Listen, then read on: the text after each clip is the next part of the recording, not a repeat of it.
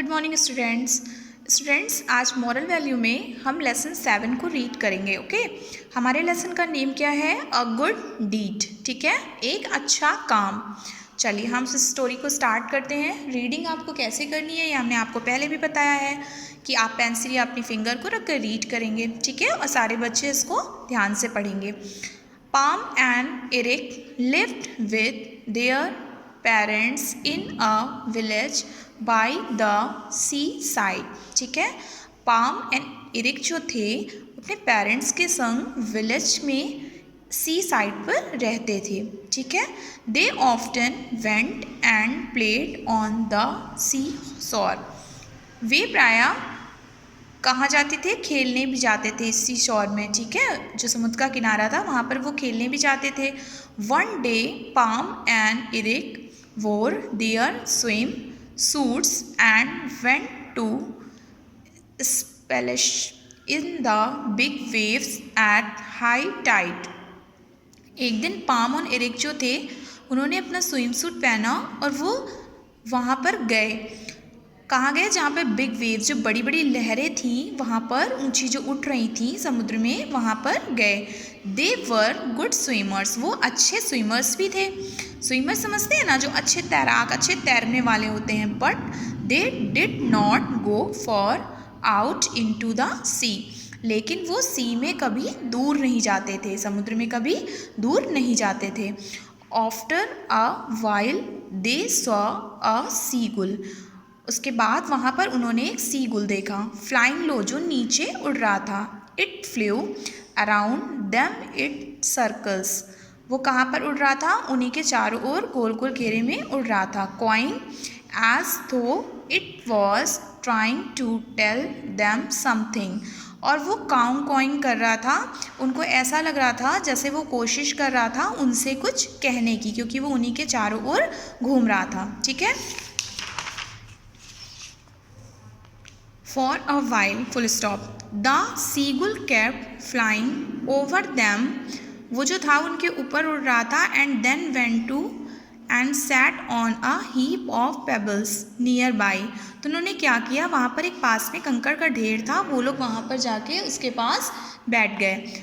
Palm went up to the heap of pebbles, Pam जो था जब गया कंकड़ों के ढेर के पास। एंड सॉ, उसने वहाँ क्या देखा? अ बेबी, एक बेबी को देखा। Seagull lying there in pain, वो कैसा था? जो दर्द से लेटा हुआ था। It had a wound on his wing, उसके जो पंख पे थे बहुत चोट लगी हुई थी। It was trying hard to get on to its legs but it could not move, वो बहुत कोशिश कर रहा था अपने पैरों पे खड़े होने की, लेकिन वो ऐसा नहीं कर पा रहा था। Eric quickly ran back to their house and brought their first aid kit. Eric जो था वो जल्दी से घर गया और वहाँ से वो क्या लाया? फर्स्ट एड किट लाया। इन नो टाइम पॉम, उसने कहा टाइम नहीं है Pom. The little nurse took over, और जो वहाँ पे एक नर्स थी उसने उसको उठाया।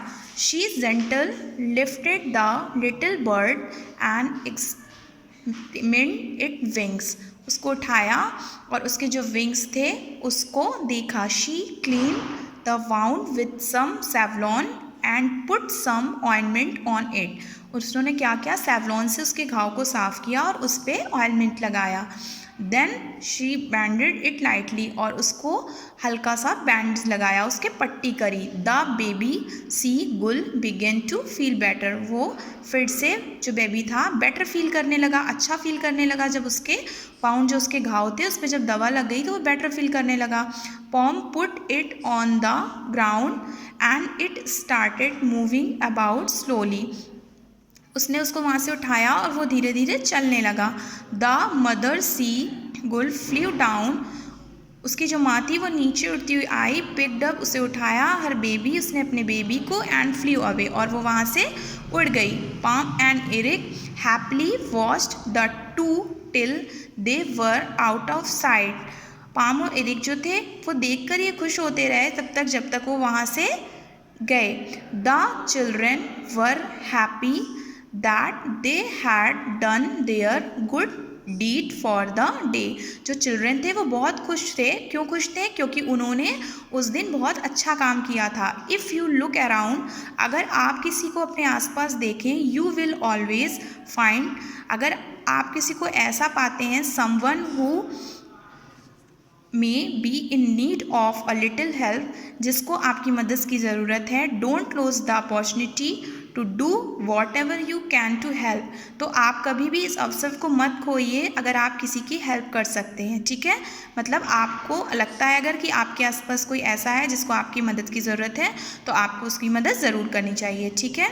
आई होप आपको ये लेसन समझ में आ गया होगा, और अगर इसमें किसी बच्चे को कोई प्रॉब्लम होगी तो वो आप मुझसे पूछ लेंगे, ठीक है। हमने आपको जैसे बताया है इसको आप वैसे ही रीड करेंगे। Okay, thank you.